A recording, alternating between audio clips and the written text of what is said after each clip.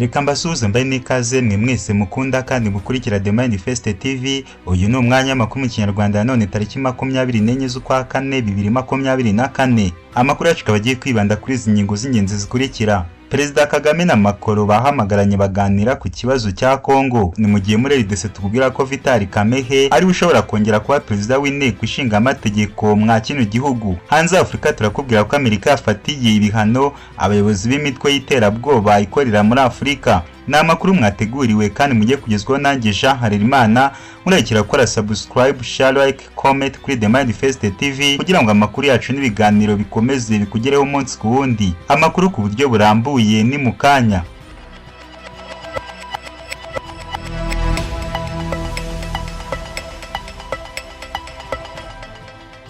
Ikaze mu makuru yacu ku buryo burambuye. Perezida Kagame na Macron bahamagaranye baganira ku kibazo cy'umutekano muke uri muri Repubulika ya Demokarasi ya Kongo. Ibiro by'umukuru w'igihugu cy'u Rwanda byatangaje ko yagiranye ibiganiro n'umukuru w'Ubufaransa kuri telefoni baganira ku ngingo zitandukanye zirimo n'ibirebana n'umutekano mu burasirazuba bwa Repubulika ya Demokarasi ya Kongo. Biragoye ko kuri ubu umuyobozi w'u Rwanda cyangwa uwa RDC bagira undi muyobozi bagirana ibiganiro bakabisoza batagarutse ku kibazo cy'umutekano hagati y'ibyo bihugu byombi. Ni ikibazo gikomoka ku ntambara iri mu burasirazuba bwa RDC aho ingabo z'icyo gihugu zihanganye n'umutwe wa M23, ariko RDC yo ikemeza ko uwo mutwe utabaho ahubwo bahanganye n'u Rwanda. U Rwanda ku rundi ruhande rwo rukomeza kwamagana ibyo birego, ikemeza ko leta ya RDC ikwiye kwita ku bibazo by'imbere mu gihugu cyabo kuko rushimangira ko abagize M23 ari abanyekongo, uretse gusa kuba bavuga ururimi rw'Ikinyarwanda bakomora kuba aho bakomoka harahoze ari mu Rwanda mbere y'uko imipaka ikatwa n'abakoloni. Nk'uko byatangajwe n'urukuta rwa X rw'ibiro by'umukuru w'u Rwanda, bavuze ko Perezida Kagame na Perezida Emmanuel Macron bagiranye ibiganiro by'ingirakamaro mu gitondo,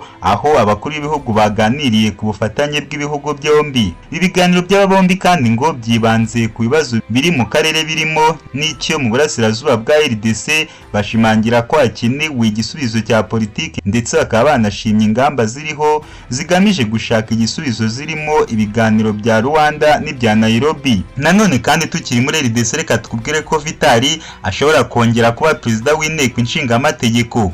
Umunyapolitike Vital Kamerhe yarayatorewe guhagararira ihuriro Union Sacrée de la Nation mu matora ya perezida w'inteko ishinga amategeko ya Repubulika ya Demokarasi ya Kongo. Vital wakunze kwibasira u Rwanda asanzwe ari vice ministri w'intebe wa RDC ndetse na ministri w'ubukungu. Ni inshingano yahawe na Perezida Félix Antoine Tshisekedi nyuma yo kuva muri gereza yagiyemo ubwo yari umuyobozi w'ibiro bye. Vital yari yafunzwe akekwaho kunyereza za miliyoni z'amadolari y'Amerika yari yariswe ya gahunda y'iminsi 100 ya Tshisekedi. Uyu munyapolitike uri mu bafite ijambo rikomeye muri Kongo yatorewe guhagararira ihuriro Union Sacrée de la Nation mu matora ya perezida w'inteko ishinga amategeko nyuma yo guhirika ku bwiganze bagenzi be bari bahataniye uwo mwanya. Aba barimo Christophe Mboso usanzwe ari perezida w'iriya nteko, cyo kimwe na Modeste Bahati Lukwebo uyoboye Sena ya RDC kuva mu myaka 3 ishize. Amatora yibanze abaye mu ijoro ryakeye yasize Vital atowe n'abadepite 183 muri 372 bagize ihuriro Union Sacrée risanzwe ribamo amashyaka arimo